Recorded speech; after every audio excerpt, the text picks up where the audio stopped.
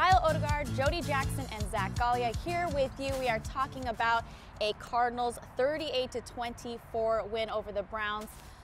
Feels so good just saying that. We have donuts, coffee, good vibes all around. Victory Monday means victory donuts. Thank you, Jody, for I finally. took a bite, but then we did the show, so I make sure I'm not. We had to. It was like our little pregame meal. We had to get into it. Where's our donuts? I know, it's true. They were right in there. Interesting. I mean, you know. Lame. So funny story, Mason Cole was in the donut shop, and I said, "Aren't you off today?" And he said, and he just kind of was like, "Not really," you know. So I guess he came in with some donuts for the boys. No days off. No days off for this team now. But donuts. Yeah, they have the day off until Wednesday. We know that because it's finally a victory Monday around here. Just what was most impressive to you guys about this win over the Browns? To me, the offense overall, I mean, from start to finish, from that first drive, they were seemingly pulling everything out of the playbook. Everything was working. That, to me, that was what Cliff Kingsbury wants this offense to be, kind of high tempo, creative, Kyler Murray getting the ball out quick, running the ball effectively. Everything you saw, I mean, you look into the future, if you have a crystal ball of what you want the Cardinals to be offensively, I think this was it. Yeah, I mean, I think that's a great point. In fact, Lisa, we were in the press box, I said kind of like hot knife through butter, which is a great Monday morning scramble Very analogy. solid. Here, if we had some pancakes maybe next week. But it just looked like that. They were gashing the Browns, and at the end of the day, over 200 yards rushing. I liked also, I made a note of short yardage and kind of the details of the game. They had the 4th and 1 where Kyler got 7. They had the 3rd and 1 where Drake got a couple yards. I mean, they were really able to dictate what they wanted to do, especially in those key situations. Yeah, I think that the easy answer is Kenyan Drake. That's what went right yesterday. But I think a bigger part of it is even the defense. You know, when you needed them to come up with a big play, this was finally that time. You know, P2's interception in the end zone, had a couple 3rd down stops. So it was finally, the offense was rolling, but the defense could also stop the bleeding a little bit too. Yeah, we've been talking about this week after week. It was almost like we needed to see the playmakers make plays, and this was finally the game where everyone showed up in unison to do so. So let's get into That's My Jam, one of my favorite segments that we haven't been able to hit on a lot of the time during this show this year, but let's get into maybe a favorite moment or play or just any thoughts from this victory. Anyone got a jam? I mean, I loved using all the weapons, and Dan Arnold, you know, being part of this today, I think. Dan Arnold. I know, we're going to hear more. We're going to hear more in a little bit, but I guess just using all of the different weapons and, you know, Drake just continuing to feed him because he had the big day. And I mean, I think my favorite moment was hearing the guys all just scream from the, I wasn't down there, but on the set, and Chandler Jones came out and he said we were all just excited because we won the game. They were able to celebrate. From what all reports, they were very animated. And I think that for Kenyan Drake, who hadn't won a game all season long, I mean, you can imagine what that must have felt like. I can't imagine going through that, but yeah, he's paid his dues, and he definitely was hungry to get the win and 4 touchdowns. Yeah. You say he's eating. He's eating, right? Yeah, so just a little bit about Dan Arnold, because that would be my jam, was just that amazing catch. And I think everyone probably in the stadium when he caught it was like, who's number 82? But so, young man from Janesville, Wisconsin, 24 years old, went to Shanley High School, I hope I said that right, Dan, and the University of Wisconsin, Plattsville. And he's been here all of 11 days and has a touchdown catch. There you go. I guess he impressed in the scout team, right? He said he made some great catches, and then I love how Cliff Kingsbury put him right in there. Kyler Murray was really raving about him post-game, and I think this is the time of year where you have these young guys and you want to give them a little bit of a chance to see, do we want to bring this guy back and see if he can make an impact for next season? Obviously, you're eliminated from playoff race, so your eye is a little bit on 2020 as well. And it's funny, like Dan Arnold 2 weeks ago, nobody on the Cardinals knew who he was, and now it is intriguing. Like they've been talking him up, and Max Williams seems like he's going to be your main tight end next year, but you need a 2nd and a 3rd, and maybe he gets himself in that role. Another That's My Jam to me would be the offensive line. Didn't allow a sack. They paved those holes for Kenyan Drake. This offensive line all season has been a lot better than projected, and this game to me was their best game of the season. And when Kyler Murray gets protection, as we've seen all year, he's going to make plays, and that was why everything really worked, is because he felt comfortable in the pocket. Yeah, give some love to some of the big guys. I mean, I love the fact that when Kenyan Drake scored that touchdown, he handed it off, well, that touchdown, one of the four, he handed it, the third touchdown, he handed it off to DJ Humphries, and he had a little moment of just celebrating DJ Humphries and blocking for him, obviously, and he spiked the ball and was animated, and it was just his moment to shine. That has to be like the exclamation point of an offensive lineman's career, being able to spike the ball in the end zone. He didn't actually score, but he helped obviously get the score for a 1-yard touchdown. I think for me, my jam is just the fact that, you know, we've seen games where they started off fast, everything was clicking, and then they allowed the opponent to come back late in games and just keep things tight.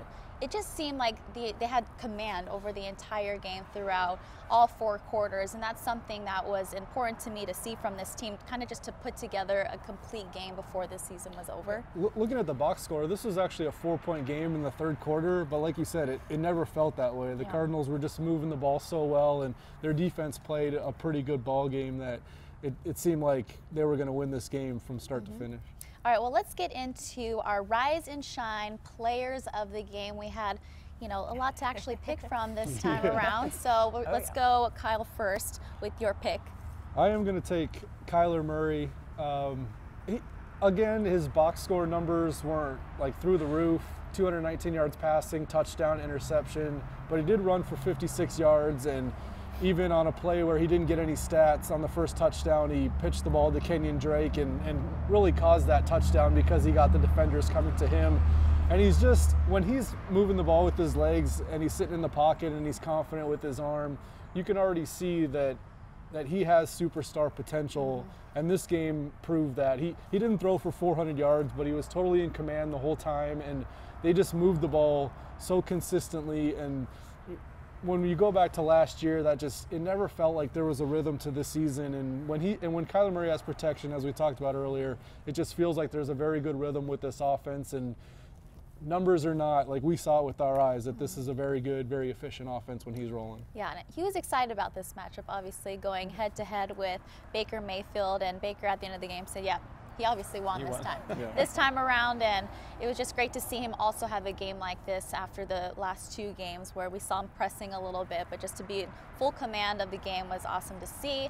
All right, so my Rise and Shine player of the game, Patrick Peterson, obviously a name that we have not highlighted often, unfortunately, and he would be the first one to tell you that, but he wanted the challenge against fellow LSU Odell Beckham Jr. He got that challenge, he locked him down, and just, I would compare his performance yesterday. I saw him going up and down the sidelines just like angry, almost look.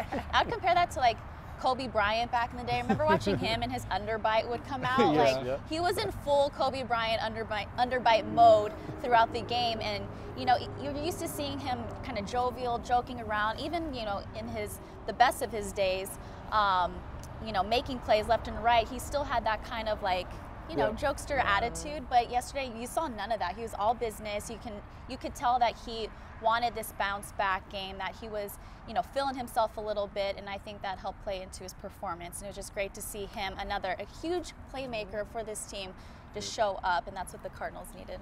When he plays like that, I feel like the entire pass defense is so much better. To me, this was the best pass defense game of the season, going against Baker Mayfield, and like you said, Beckham and Jarvis Landry, and it all starts with P2.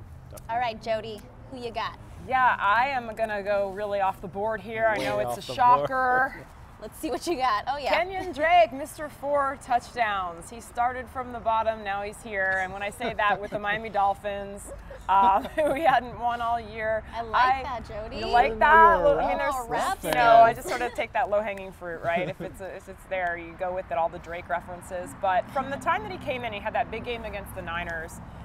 He just has kind of this infectious energy, and, you know, look, it's not about personality, it's about what you do on the field, but he seems to create the confidence, and when he's running well, and look, they felt they could run the ball against the Browns, and, you know, that's something that, you know, you can't do every week in this league. There are some teams that are just going to, you know, they have guys up front that can make it very difficult, but I loved the game plan. I loved how Drake embraced that, and kind of a lot of it was around the edges, using his speed, his explosiveness, and I would have loved to see him get 5. In fact, I looked it up. Last player to have 5 was Clinton Portis in 2003, so that would have been cool, but 4 is really awesome, and last since Ronald Moore in 1993 for a Cardinals player, which I had Roy Green next to me, of course, in the press box, which he informed me that he had 4 touchdowns in one half in 1983. He's going to let you know. He will always let us know, and we love him. That's why he's in the Ring of Honor, but I was like, Roy, that's really cool, and Kenyan Drake, what he did was pretty awesome yesterday for the Cardinals too, and he was so happy to get that win, obviously. Gosh. Yeah, I mean, I think it also goes back to what Kyle was talking about with rhythm. It's just once Kenyan and the offense got in that rhythm, you knew what plays were coming and how it was going to work, but they just couldn't stop it. So it was 225 rushing yards for this team. I mean, you knew that. So just a couple. Yeah, just a few yards.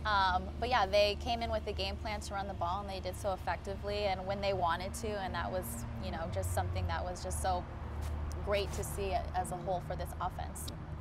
All right, so mine, I'm going to go slightly off the board, but Damir Byrd, someone who came in clutch yesterday, has been inactive some games, has come back.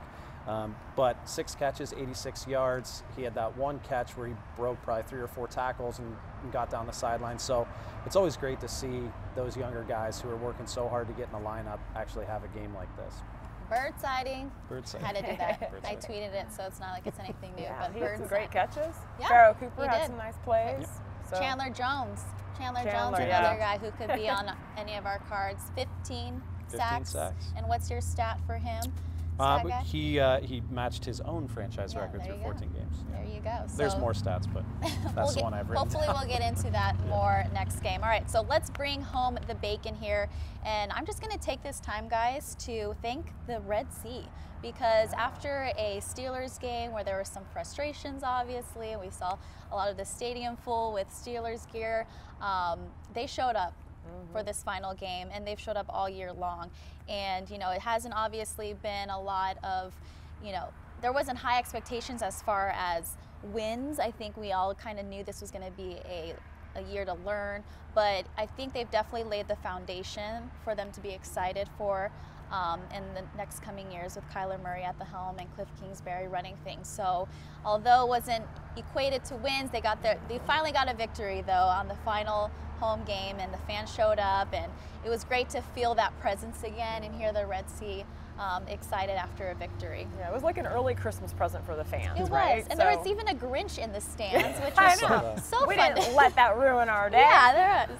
But, I guess my bring home the bacon is just, you don't know what's going to happen in these last 2 games. You have an 11-win Seattle team. Then you have the Rams, who have really been Jekyll and Hyde all season. Yep. But I think yesterday was just validation for everything that we saw early in the season, which was great because you just saw a very functional NFL team. Okay, you saw a team with a plan, a team that was coached well. And even though, during that 6-game losing streak, they had 2 3-point losses, they had a 6-point loss. And regardless of what we see in the last 2, which, I'm hoping that they continue playing well and maybe pull off, an upset up in Seattle. And with the Rams, I mean, really, you don't really know what's going to happen there. It's a team that got blown out by Dallas yesterday. So I just think they're on the right track, kind of echoing what Lisa said. And it was great to see them do it at home, but hopefully they can continue on the road as well. Yeah, I mean, and continuing to look toward 2020 in the future. I mean, Kyler set the franchise record for rushing yards by QB yesterday. Last week it was passing yards. He tied the rookie record for wins yesterday. So the future does definitely look bright, and it's going to be exciting. Now, sorry. Real quick, before you speak. Kyle wants his bacon. Before you get into your bacon. Or a donut, poor guy. We need a Pro Bowl plug. No donuts, no bacon. Right? No, Pro Bowl voting's over. I hope you guys voted for Zane Gonzalez, Chandler Jones, there we go. We can't Jordan wait Hicks. to see who gets in. So now it's over. It's over. Okay. Announcement should be coming, I believe, this week. Okay, perfect. Can't wait for that. So. All right, bacon. Bacon. Now I feel a lot of pressure. Yeah. I think, going back to Kyler Murray, it seemed like in those 2 games prior, for the first time, people were wondering, okay, is this guy the #1 overall pick? Is he going to become this star? Because he had 2 bad games in a row, and that's more sky is falling. It always felt like he'd be fine. But the fact that he bounced back so well played such a good game, was so in control. It was really a reminder of what he's been the majority of this season. And as a rookie, you're going to have bad games, and even veterans have bad games in the NFL at quarterback when the pressure's getting to them. Yeah. So I think it's just the validation of Kyler Murray, knowing that him and Cliff Kingsbury, everything felt like the right trajectory for so long. They had that speed bump, but to me, when you win by 14 points, that was 21 with 2 minutes left, it's a very good sign that you're heading in the right direction, and this is just them getting back on that path. Absolutely. 2 more games left. One final shout out to one of the greatest to ever do it, Larry Fitzgerald. 700 receiving yards in his 16th straight season.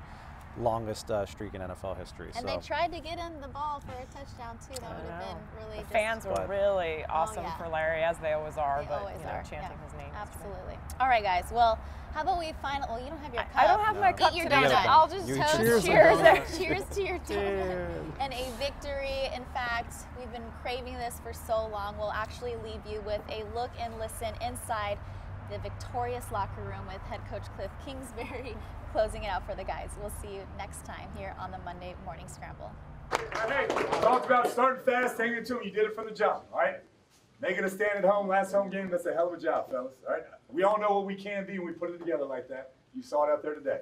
Let's make sure we don't look back now these last two. Everybody good on that? All right, got a couple game balls. First one, all right? Had a DB called BJ, I guess it was Friday night, said, give me Odell. I want Odell. Number 21, great job.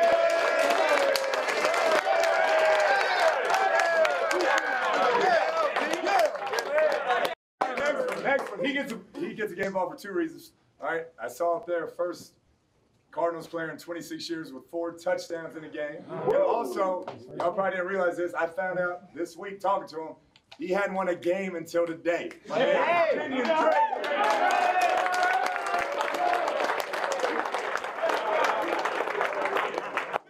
All right, last thing, been waiting like 6 weeks to say it. See you on Wednesday.